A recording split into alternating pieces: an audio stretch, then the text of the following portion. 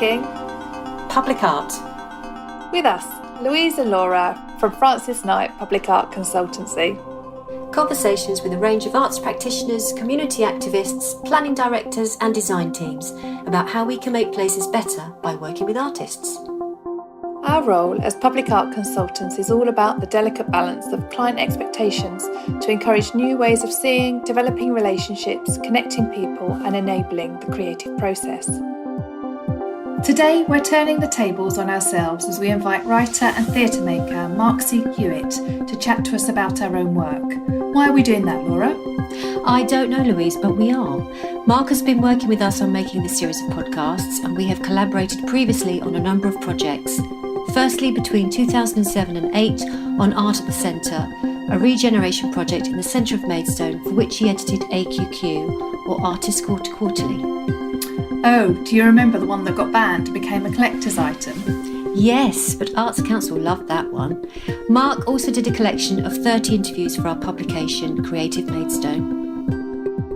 Then in 2011-12 on Laysdown Rose Tinted, for which we commissioned Mark to make some alternative signage and other text pieces for the village on the Isle of Sheppey. And finally in 2013, when we asked Mark to contribute to The Lost Room, a project working with homelessness charity Porchlight and the Beanie House of Art and Knowledge in Canterbury, where he ran creative writing workshops and led interviews with homeless people. Hello, Mark. What was it that drew you to set up a public art consultancy? I mean, there was many things you could have done, but what drew you to that sphere of work? Well, at the time we were job sharing as arts development officers for a local authority. And whilst we really enjoyed that work, I think we loved the work, but we didn't like the bureaucracy that surrounded it. And we were feeling very pushed and pulled with being able to curate exhibitions, because that's essentially what we were doing, and not being able to commit to projects. And we found it incredibly frustrating. On a personal level, I had two young children, and I found the working life of being at the desk for 9 and not finishing until 5, then picking my daughters up just before 6 o'clock. So difficult. I didn't want to be living my working life doing that, and I just thought, well, I'm going to make a change. So you wanted to be freelance, but then what drew you to public art in particular? Why was that the thing? I mean, was it you both just had a particular interest in that area of work? I think at the time we took on a piece of work which was Chatham Vines, which was very much to do with work in the public realm, because as Louise mentioned, we've been working very much in galleries, which is in the public realm, but it's slightly different. It's sort of, we were looking more at the spaces in between buildings now and what was going on outside. And so Chatham Vines kind of was the first job that we had when we both left and started up FrancisKnight. So Chatham Vines preceded setting up FrancisKnight in a formal way, yeah? Or was it just coincided? Yeah. Yes, there was some work going. Yeah, we were working on it anyway, and then there was an opportunity. And I guess just for people listening, Chatham Vines, that was a project where you had worked with an artist called John Newling. Yeah. And he planted 32 Pinot Noir vines in an old church. Is that right? Yeah, that's correct. So yes, it was about regeneration. It was about new growth. Lots were going on in Medway at that time. So Chatham Vines was in a church, in St John's Church, which was a disused church. And John grew 32 Pinot Noir vines down the centre aisle of the church. It was digital, so there were cameras, so you could look in, because we weren't opening the church up. So it was quite an innovative project. And we lived and breathed that project. I mean, we had some times with that project, Yeah, so it's quite technically complex, having the cameras there and all that type thing. Yeah, it's hydroponics. Yeah, it was using hydroponics as well. And we had one of the hottest parts of the season, and when we went into the church, they looked like they'd all died. It was awful. And we knew that John was watching as well, because John, obviously was checking up on his projects. So we could see the cameras moving around, and he phoned me up. I remember him phoning me up saying, "How's it going?" I was like, "Yeah, it's fine, it's fine." But it was a great project, and I think that's what really got us going and starting to think about the different work that we could be doing and the interesting work we could be doing. Yeah, and it won an award. That was the first. It won a public art award, and we were like, right, okay, yeah, we can do this. That was 2006 with the... Yeah. I mean, obviously that was your first award, and there's been many since. Are the awards, how much do they help you to do what you're doing? I mean, especially when you're meeting with developers and councils and such like. Well, they kind of validate our work, don't they, Mark? I think, you know, with public art, we're always advocating for it because they don't often think about it, but it's really important, particularly if you bring it in at the very beginning, and you can work with developers, but they will overlook that unless they really have to do it. So I think awards help to validate what we do. For ourselves, it's nice to get some recognition as well, and for the artists we work with. But for the clients, it's probably more important that they understand that it's recognised as good practice and it's award-winning, Yeah, I think it's always good to have that sort of something starry in the background. That sort of it's endorsement, isn't it? It's endorsement, really. Yeah, absolutely. Yeah, really important. Yeah. And so if we move on to some of the other projects, because there's so much work that you've done actually over the years now, isn't there? It's a huge amount. But say if we were to look at, I first worked with you on Art at the Centre in centre of Maidstone. This regeneration project, and with that was more about an atmosphere of a town, wasn't it? Or trying to create a point of connection with local trying people. To build a bit of an identity for a particular part of the town using the vibe that was kind of already there anyway, but just teasing that out a bit more and bringing more artists into that area of town to create some more interest. Yeah. So specifically it was about creating an artist quarter within certain streets, which we kind of did push back on a little bit because, you know, should you only be creative in a certain area of town? But as I said, it's more about the vibe of that town. And I think it was already there and we kind of helped draw it out. So, I think there were lots of independent shops and businesses in there, and I think that was the ideal area to be doing that and bringing those artists in. So as Louise says, we did push back, and think, well, you can do it anywhere in the town. But yeah, it did seem to be the right place to do that. I was looking at an old interview that I did with you as part of that project in the Creative Maidstone booklet that we made, and I said to you, if Maidstone was a colour, what colour would it be? And Louise said beige.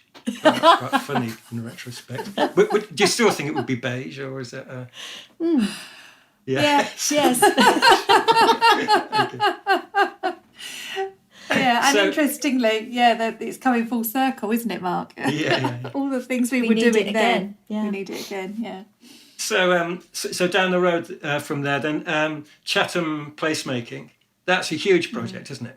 £4 million scheme. Is that the biggest piece that you've done? Unfortunately, we didn't have all of that budget, but we had quite a nice budget for that.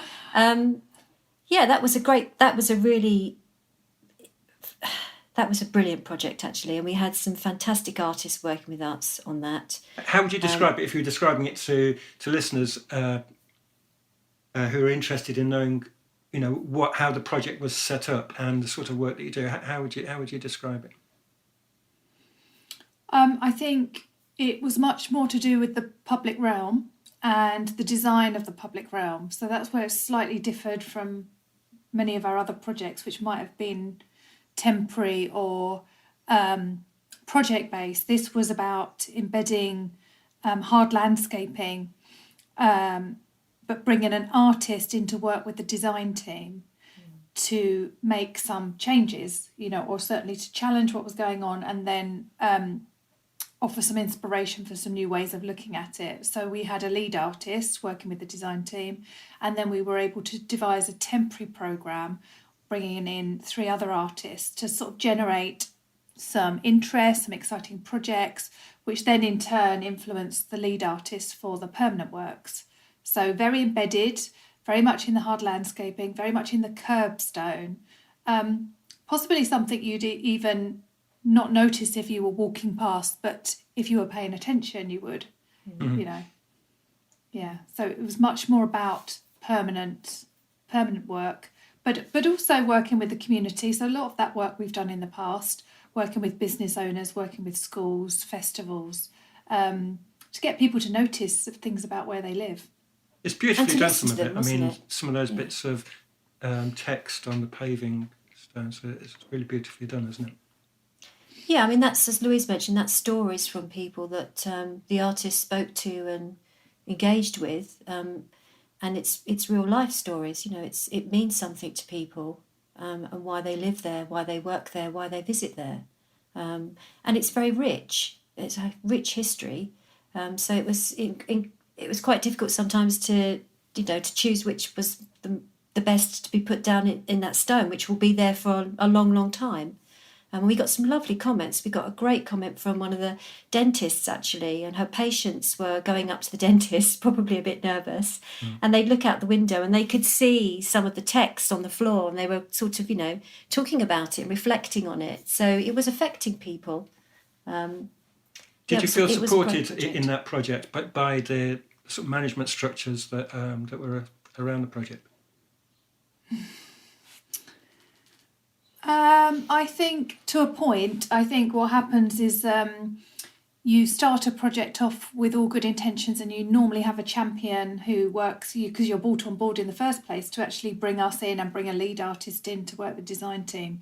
There is some thinking behind that, but then what does tend to happen within teams is that people leave and new people start. And for that project in particular, we were the constant, and a lot of people came and went, but we always have to keep telling them the story of why public art's there. And as you get handed down through the teams till you finally get to just construction, it gets watered down. It's quite a difficult job to keep public art as a priority within those large-scale projects.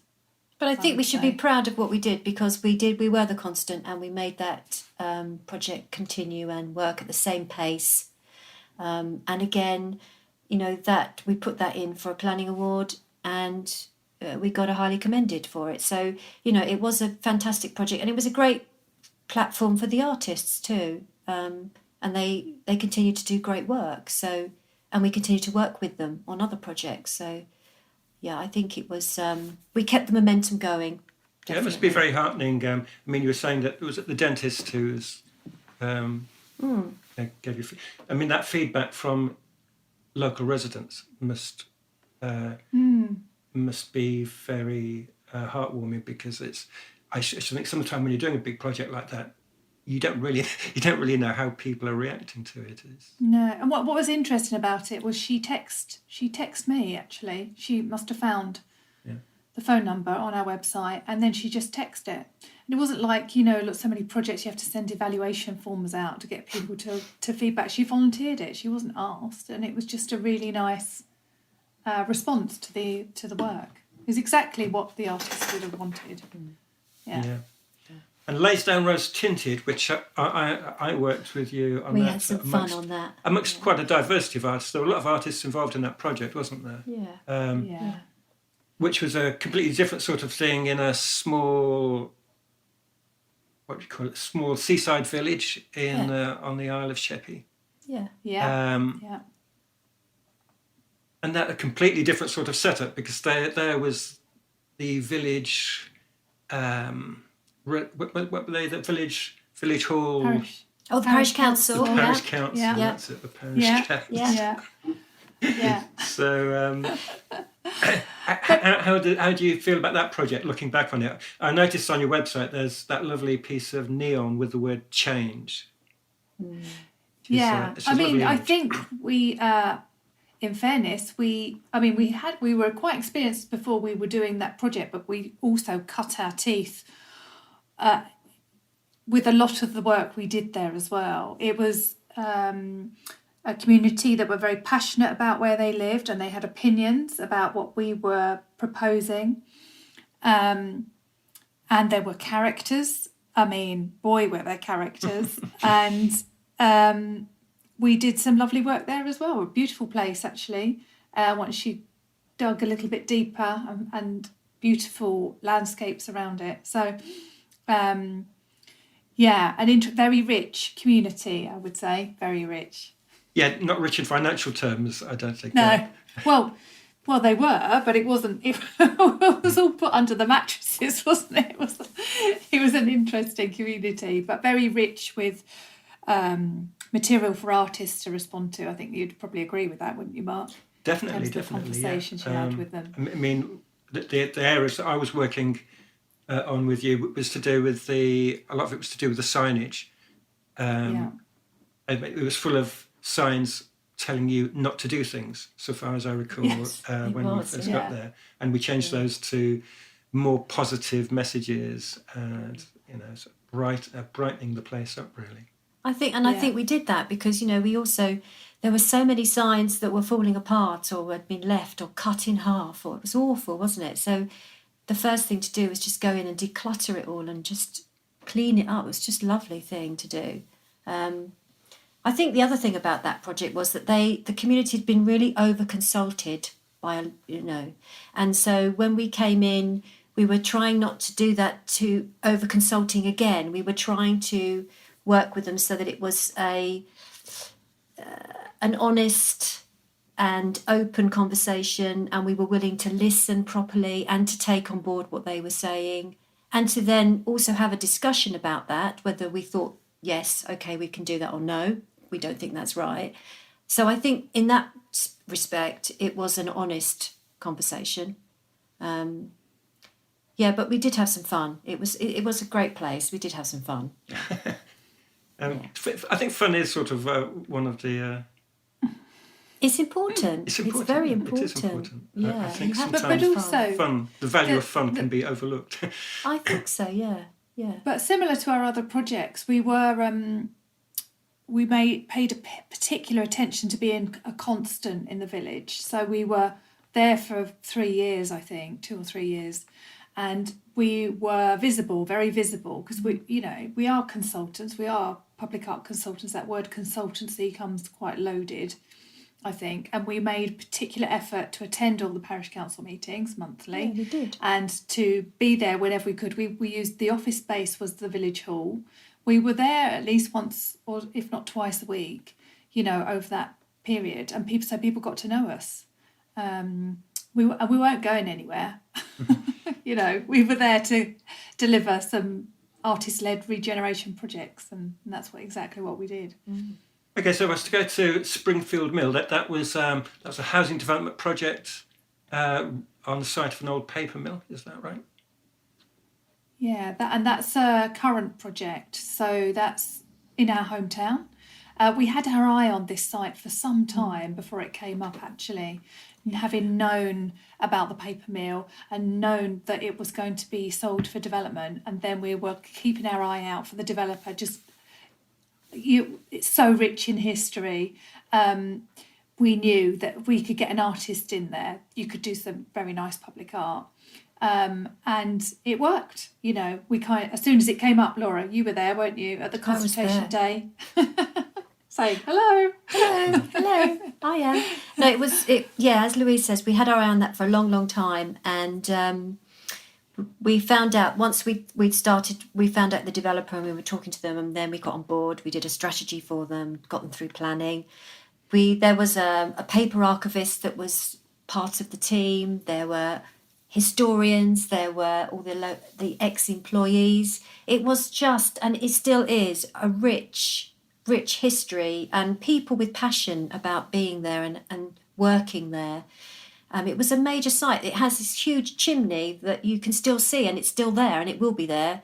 So it has a place very much in Maidstone and in a place in people's hearts as well. So we found an artist that would uncover that richness and research that. And we're making some beautiful work to go into that development site. There's also a heritage trail, so that will take into consideration some of the buildings that were there that were important to the process of making paper. We found an old BBC archive film. It's incredible, of them, all the guys with all their trousers rolled up in the, doing all the paper, and the steam coming off of the big vats of water. It's just incredible. And that paper was, used for so many things through history. Right, yeah, I mean, it's fine art watercolour paper used by royalty, I think, as well. So, there's... it's well known across the world, I would say. I think also we have a developer projects, isn't it, actually? Sorry, Mark. So research is quite a big part of the projects in lots of ways. Yes, it is.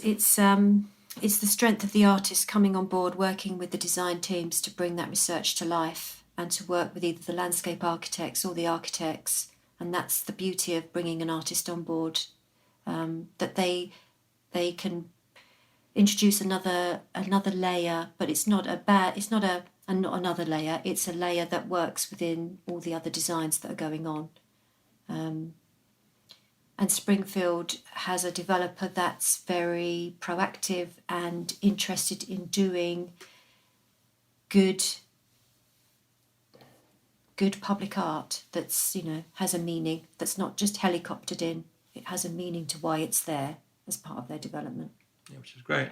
So those projects that we've talked about, they're all to some extent in your area of North Kent, They are. roughly speaking. But you have expanded to other regions over the last few years. So how has that been, going outside? And I mean, in the North Kent area, the scene a little bit, the history, the background, probably some of the personalities involved. Going to another area, it's being the outsider must be quite a lot different. Yeah, and it's been great, to be honest. We've ventured up to Yorkshire and the Lake District, working with Great Place Lakes and Dales, which is a big project where they're looking at attracting younger people back to the area and working with younger people, creating opportunities. And we particularly were looking at public art across the local authorities that work up there. So it was 2 national parks and 2 local authorities. And it's been great in a way to be that outsider, because there's a lot of the time that's what artists are doing, isn't it? Going into places with a fresh outside pair of eyes to notice things. So it was really productive work. We produced a public art campaign, and we're still working with Great Place Lakes and Dales now actually. We produced a document, and we produced a tabloid newspaper where they can take some projects forward, quite simple things that perhaps they overlook because they're in it, amongst it all the time. So I think it's been very refreshing for us to be outside of Kent and a beautiful part of the world, actually, to be fair, isn't it, Laura? Oh, stunning. Absolutely. Yeah. So we did a road trip. One of the first things we did a road trip. Oh, it was incredible. It's lovely, wasn't it? Driving through all the villages and the landscapes, and it was stunning. And I think we had 4 different weather conditions in that one day, didn't we, Louise? I think we went up to the top and it was snowing, and then we came down. It was just, it was a lovely project, lovely people. And, there's this whole idea of, you're in the countryside, how fantastic is that? But, there's isolation, there's difficulties getting around, and all the young people that are trying to, be creative or start businesses. So that, there are great opportunities, but there are also some real struggles. And it was nice to meet people and to find that there's this energy up there. And we continue to work with them. It's a lovely part of the world. Okay, so we've been working on these series of podcasts. I mean, if you look back over the conversations that you've had, what would you say the big themes that have come out of the conversations? Well, various things that we bang on about all the time, probably. One of them is about bringing artists in early on into the discussions about public art. So as Laura said, we're not helicoptering work in, we're not retrofitting work, that actually artists and public art are an important part of the discipline of placemaking, regeneration, new developments, and it's much more effective if you do that at the very beginning with the big team. That you are part of that team, of that thinking. I think that was a really big one from the conversation that we had with Chris and Mark. Yeah, definitely. Yeah. With Kathy, it was kind of again, getting in early, being a discipline that developers need to understand is, a needed discipline. We're just like the architects and the landscape architects, that we bring value, and the artists that we bring on board are the right artists for that development, that they research, and that at the end of the day, we're producing work and all the stories that can be used as fantastic stories and marketing, to attract people to their developments. So that was a biggie. You always wanted them. You always wanted them to be about best practice to some extent, to be able to look at those elements of best practice, which, as I recall our conversations a number of weeks back, we said some of it's not rocket science, but it needs thinking about, it needs approaching in the right way. And so do you think you have managed to cover those things too? Yeah, definitely. And some of the things that artists have brought up about Katia and Maria actually having the right amount of time to spend at places, researching, developing ideas without too much pressure on, the time frame, that the budgets are correct for artists to work with. I mean, it's all quite, as you say, it's not rocket science, is it, Mark? It's just about treating this profession with respect, the same as you would all the other professions involved in the process. So I think that's really important. And I think, everyone's been particularly generous to us as well about the role that we play. And what we strive to do is allow the artists to develop their work, so that they don't feel that they have to respond to, we respond to all the things that they don't necessarily need to know about, so that they can do their work. So we will be working with the client, we'll be working with the community as well, but obviously there's exchanges there, but essentially they're the artists, they're allowed to get on with researching, developing the project and presenting that to the client without some of the nonsense perhaps that takes part as part of the process. Yeah, well, I think all artists do appreciate that way in which sort of you protect them in a way, don't you? Protect them from the a lot of the hassle that surrounds these projects. Yeah, the hassle. Yeah, because there can be, and it can take your mind off things, and that's our job. That's our job to do that. And as Laura often says, we are part of the creative process.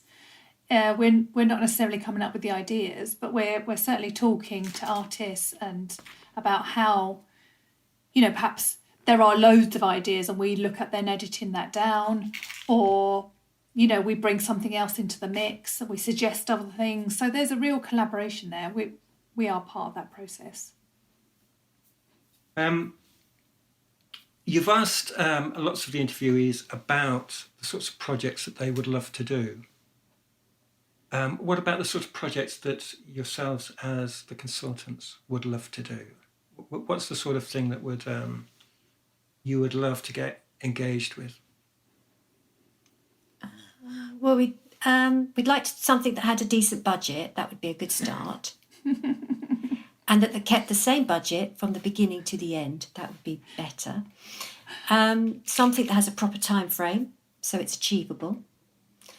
Something large, colourful, bright, beautiful, has a wow factor. Yeah.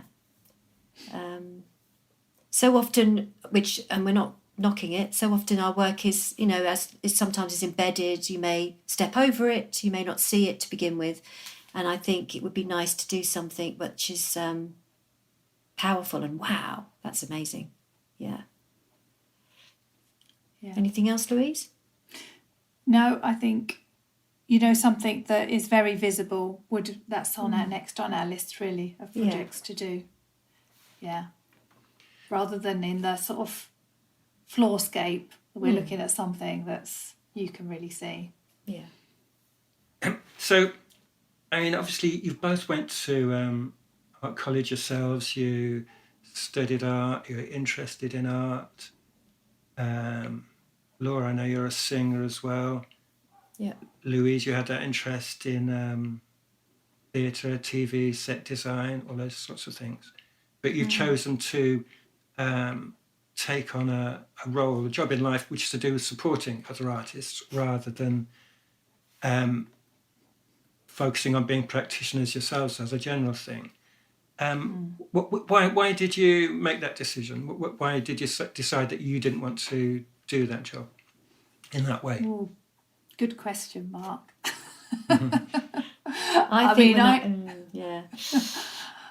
think I did try and be an artist when I first came out of art college, and I just think there's better artists out there. It wasn't for me necessarily. I was probably better at organising and getting things sorted, and I think that just suits me better. I still like to be creative, but it wasn't necessarily the path for me to be the artist creating the work. So it's sort of modesty in a way. Sort of. Sort of. Yeah. What about you, Laura? Yeah, I think, art college was fantastic, and I had a studio when I came out, and I tried to make work, and I found it very difficult. It was quite isolating. I didn't feel that there was anything around me to support me.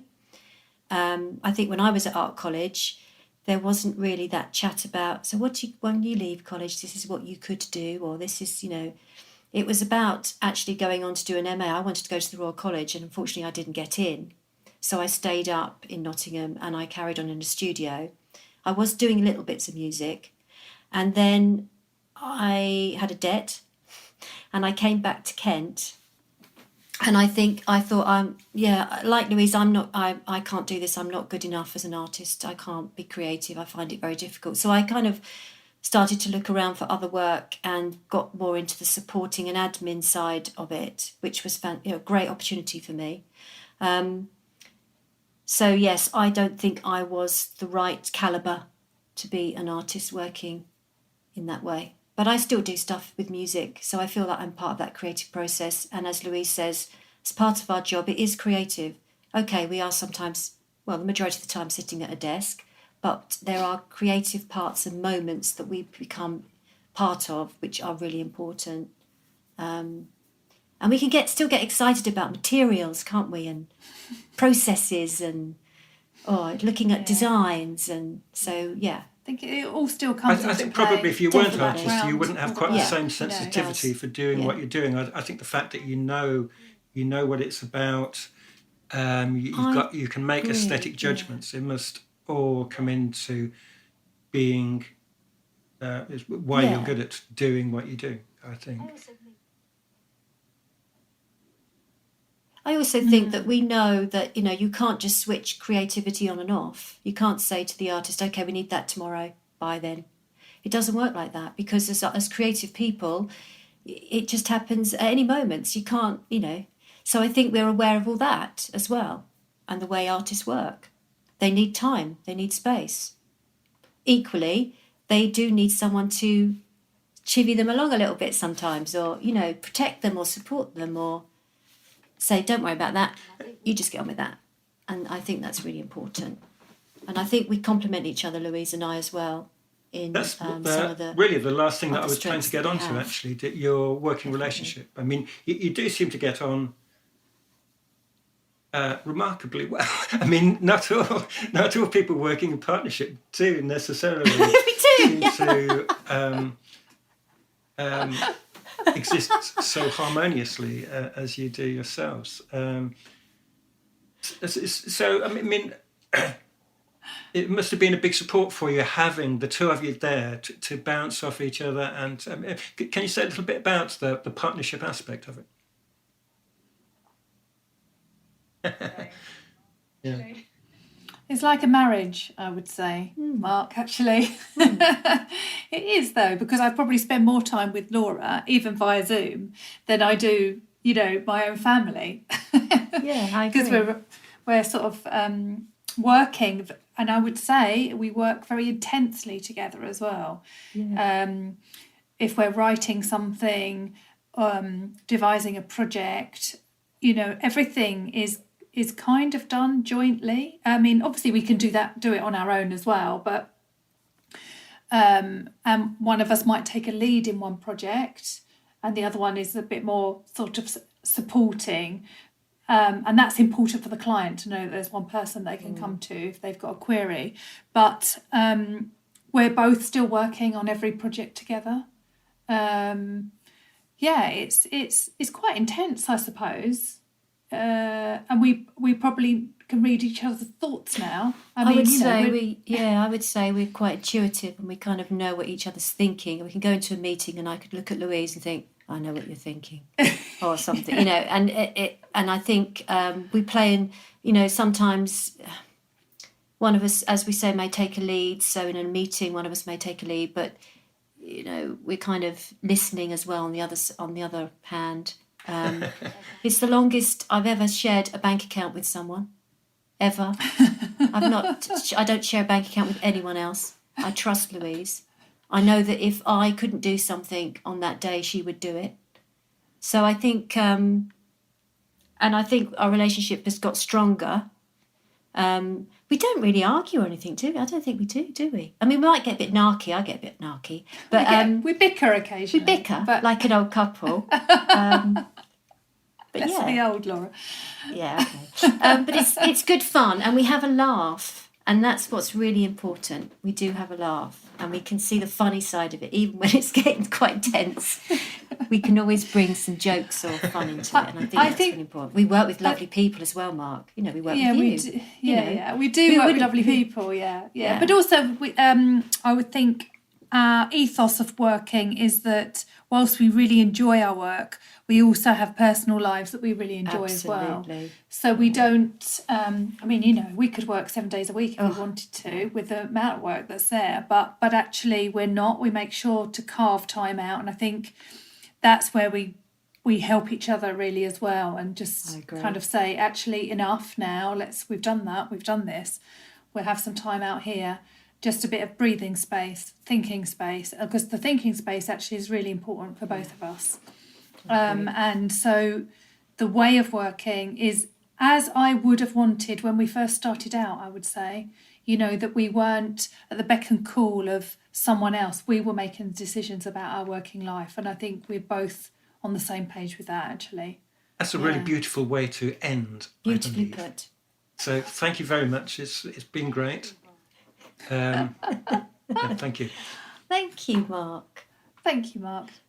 Nice to chat to you.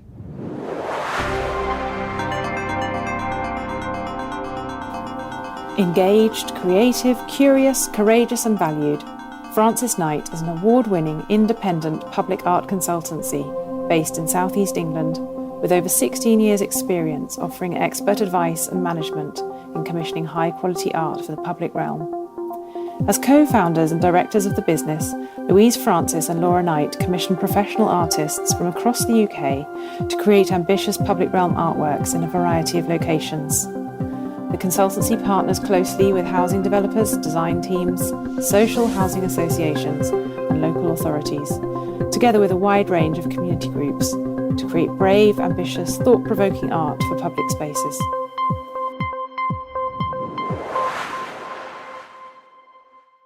If you enjoyed this episode, we would really appreciate it if you could rate, review and subscribe to our podcasts. It helps us spread the word on demystifying public art.